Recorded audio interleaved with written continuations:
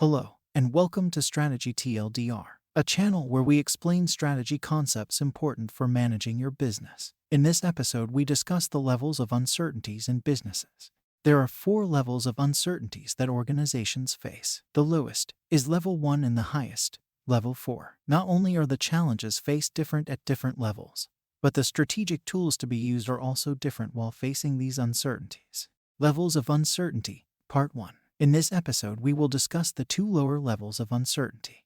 Let's begin with the lowest level of uncertainty. The first level. At this level, there is not much uncertainty. The future direction of the industry is fairly clear to the company. It needs to do some research, gather the missing information, and make a single forecast to set a single strategic direction. Good examples to understand this level of uncertainty are when a new entrant in an established industry does a business model innovation. Introduction of made-to-order PCs and laptops by Dell, and launch of low-cost or budget airlines by Southwest Airlines in the US, Ryanair in Europe, AirAsia in Southeast Asia, are easy-to-understand examples for this level of uncertainty. When Dell sold its PCs and laptops direct to users via mail order, via phone, or later online, the key element that was different was the distribution channel. They did not use the wholesaler and retailer network that IBM, HP, Compaq and others were using at that time. The core product, the manufacturer, etc., were same or similar, often even outsourced to contract manufacturers. Dell allowed a degree of customization and targeted tech-savvy customers who would purchase based on specifications and did not need assistance in a retail store. If IBM or HP wanted to compete head-on with Dell in the direct-to-consumer space, they had all the necessary cost and market information about the PC business. The missing pieces would have been about the size of the direct-to-consumer market segment and the cost of serving those customers. Once they gathered the required information, they could have made a business case for or against it. Similarly, all the full-service airlines like Delta, United, British Airways, Qantas, or Singapore Airlines had with them years of detailed data on every route they flew, and for every model of plane they used.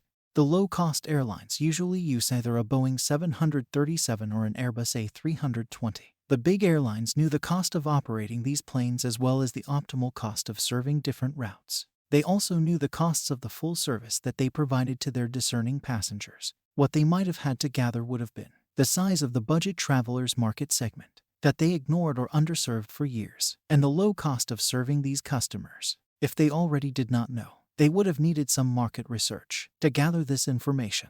The low-cost competitors' equipment capacities, frequency of flights, and routes are information available to all the airlines. Using the market research and the cost of serving the budget travelers, a big airline could have developed its own strategic response to the low-cost competitors. In fact, Singapore Airlines did just that. As you can see, the level of uncertainty in these business model innovations is not high.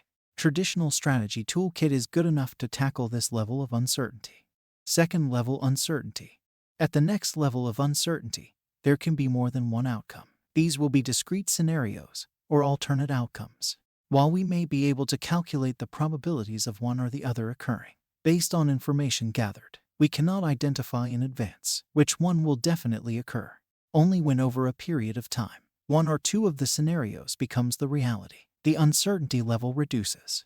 Common examples of second-level uncertainties with alternate scenarios are: will a competitor expand capacity or not? And what will be the impact of that on the industry and our company? Will the government deregulate or introduce more regulations in our industry? From the competing technologies, will technology A or B win? Which one should we adopt? A recent example of uncertainty level 2 was faced during the development of vaccines for COVID-19. While there were well-established technologies to develop vaccines for respiratory and other viruses, mRNA technology was an unproven new kid on the block. Though mRNA technology had shown many promises, it had not helped successfully develop a vaccine till 2019. So, there were 2 discrete scenarios in 2020 as to which technology would be the first with a successful COVID vaccine.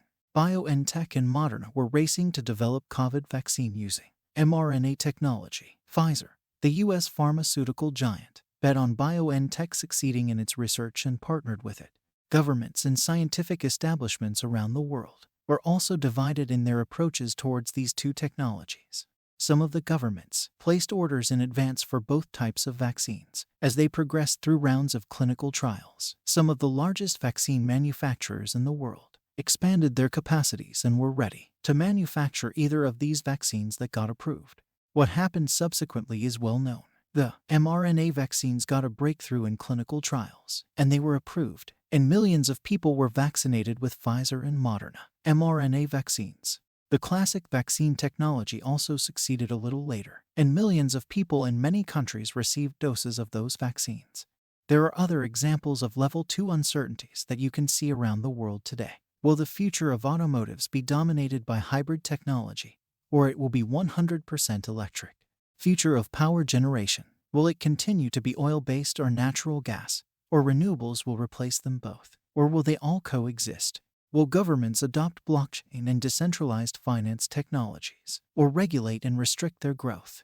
In these second-level uncertainty situations, beyond identifying the obvious alternatives, the organization has to think through the development pathways the industry may take to reach those futures. What are the stumbling blocks? Will they be removed by improved technology, by regulation, or deregulation, or by adoption by some major customer groups? The organization can use tools like decision analysis, game theory, and option valuations. They will have to evaluate the probabilities of these alternative futures turning out to be the reality. What are the risk factors in pursuing the alternatives? And what will be the potential rewards? Based on all these analysis and calculations, can the company make a business case to pursue a strategic change in direction? For a more detailed discussion on the topic, I would strongly recommend the article, Strategy Under Uncertainty, by 3 McKinsey consultants, Hugh Courtney, Jane Kirkland, and Patrick Viguerie, published in Harvard Business Review, November-December 1997. In the next episode, you will learn about the next higher levels of uncertainties faced by business and how to manage them.